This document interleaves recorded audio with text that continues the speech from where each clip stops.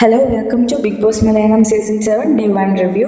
അപ്പോൾ ഇന്നലത്തെ വീഡിയോയിൽ പറഞ്ഞ പോലെ തന്നെ നമ്മുടെ ബിഗ് ബോസിലെ എന്നത്തെയും എപ്പിസോഡിലെ റിവ്യൂസ് വേണം എന്നുള്ളത് നമ്മുടെ ചാനൽ സബ്സ്ക്രൈബ് ചെയ്യുക. എന്നത്തെയും റിവ്യൂസ് സ്ഥിരമായിട്ട് ഇടുന്നുണ്ട്. അപ്പോൾ ഇന്നത്തെ എപ്പിസോഡ് സ്റ്റാർട്ട് ചെയ്തത് ഡേ 1 നിന്നല്ല, നമ്മുടെ ലോഞ്ചിങ് ഡേ അന്നാണ്. അപ്പോൾ ആദ്യം തന്നെ ആ സ്റ്റാർ ടാഗാണ് കാണിക്കുന്നത്. സ്റ്റാർ ടാഗ് കയ്യിലുള്ള ബിന്നിയും ഷാനവാസും ഒക്കെ അത് മാക്സിമം കെയർ ചെയ്ത് ഇവിടെ ആദ്യം തട്ടിപ്പറിക്കാതിരിക്കാൻ ശ്രമിക്കുന്നുണ്ട്. ഷാനവാസിൻ്റെ ടാഗിൽ ഓൾറെഡി അക്ബറും നമ്മുടെ അനീഷും ഒരു നോട്ട് ഇട്ട് വെച്ചിട്ടുണ്ട്. അക്ബർ വന്ന് ആദ്യം ഒന്ന് മുട്ടി നോക്കി, പക്ഷേ അത് കൈക്കിലേക്കാൻ പറ്റിയില്ല.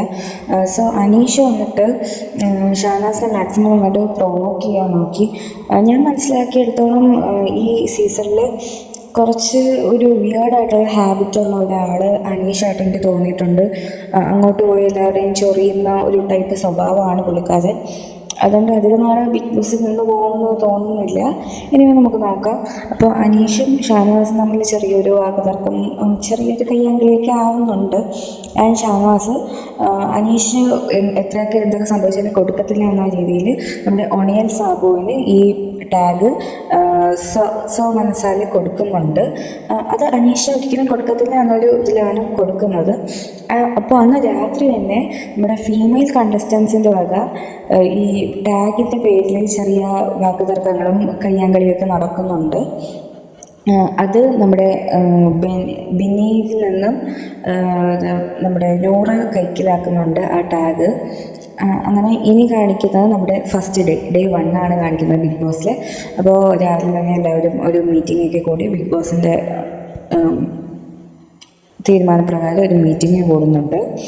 അപ്പോൾ ആ മീറ്റിങ്ങിൽ പറയുന്നതെന്ന് വെച്ചാൽ അതിൽ പറയുന്ന ആ ടാഗിൻ്റെ കാര്യമാണ്. ടാഗ് ഇപ്പോഴും കയ്യിലുള്ളവർ ആരൊക്കെയാണെന്ന് ചോദിക്കുന്നു. അപ്പോൾ നൂറയുടെയും ജേസണിൻ്റെയും പിന്നെ നമ്മുടെ ആര്യയുടെയും കയ്യിൽ ടാഗ് ഉണ്ട്. അപ്പോൾ ഇനി പറയുന്നത് വെച്ചാൽ ഇവർ 3 പേരും ഇവരുടെ ലഗേജസ് നമ്മുടെ പണിപ്പുരയിൽ നിന്ന് എടുത്തിട്ട് വരണം. ആൻഡ് ഈ ടാഗ് ഓൾറെഡി ഉണ്ടായിരുന്നത് നഷ്ടപ്പെട്ട ഷാനവാസും നമ്മുടെ ബിന്നിയും അവരുടെ ലഗേജസ് തിരിച്ച് പണിപ്പുരയിലോട്ട് തന്നെ കൊടുത്തയക്കാൻ വേണം.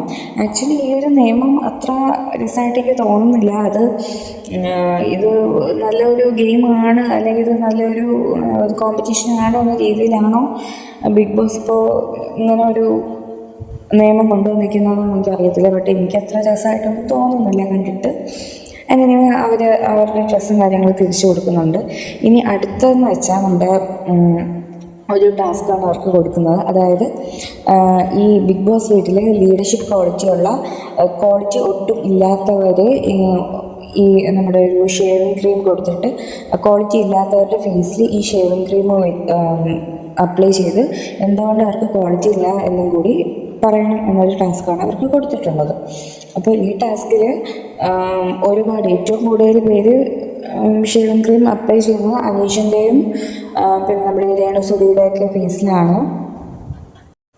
അപ്പോൾ ബിഗ് ബോസ് ഹൗസിലുള്ള മിക്കുള്ളവരും അനീഷിന് എന്തൊക്കെ സംഭവിച്ചാലും അനീഷിന് ക്യാപ്റ്റൻ എന്നൊരു പദവി കിട്ടരുത് എന്ന് വിചാരിച്ച് ഈ ഒരു ടാസ്ക് കളിച്ചവരാണ്.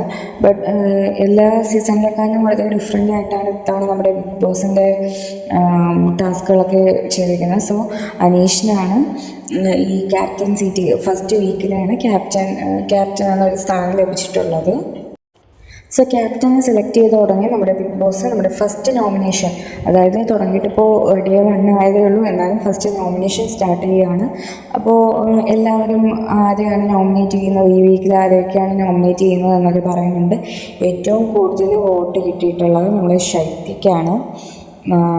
എല്ലാവരും ശൈത്യയെക്കുറിച്ച് പറയുന്നത് ശൈത്യയ്ക്കും ജിസേലിനും ഒക്കെയാണ് കിട്ടിയിട്ടുള്ളത്. ശൈത്യ ഒട്ടും സ്മാർട്ടല്ല എന്നൊക്കെയാണ് പറയുന്നത്. കൂടെ ആര്യനും കിട്ടുന്നുണ്ട്.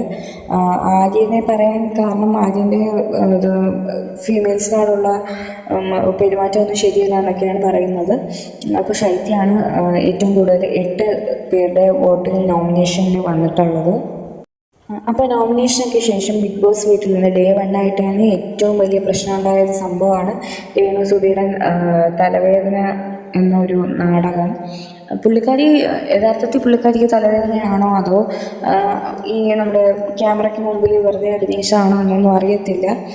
പക്ഷേ തലവേദനയുള്ള ഒരാൾ വളരെ അഗ്രസീവായിട്ടാണ് ഇന്ന് ബിഗ് ബോസ് ഹൗസിൽ ബാക്കിയുള്ളവർത്തൊക്കെ പെരുമാറിയത്. അഗ്രസീവ് എന്ന് വെച്ചാൽ ഭയങ്കര റൂഡായിട്ടാണ് എല്ലാവരും സംസാരിച്ചത്. സോ ബിഗ് ബോസ് വീട്ടിലുള്ള ആർക്കും അത് അക്സെപ്റ്റ് ചെയ്യാൻ കഴിയുന്നില്ല. ആൻഡ് അജീഷ് ബാക്കിയുള്ള കണ്ടസ്റ്റൻസിനെക്കാളും കൂടുതൽ രേണുസുധിയെ ഇന്ന് കൺസിഡർ ചെയ്തു എന്നൊരു പരാതിയും ആ വീട്ടിൽ വന്നിട്ടുണ്ട്. അപ്പോൾ ഇതൊക്കെയാണ് ഇന്നത്തെ ബിഗ് ബോസിലെ വിശേഷങ്ങൾ. അപ്പോൾ നാളത്തെ വീഡിയോയിൽ കാണാം. Thanks for watching.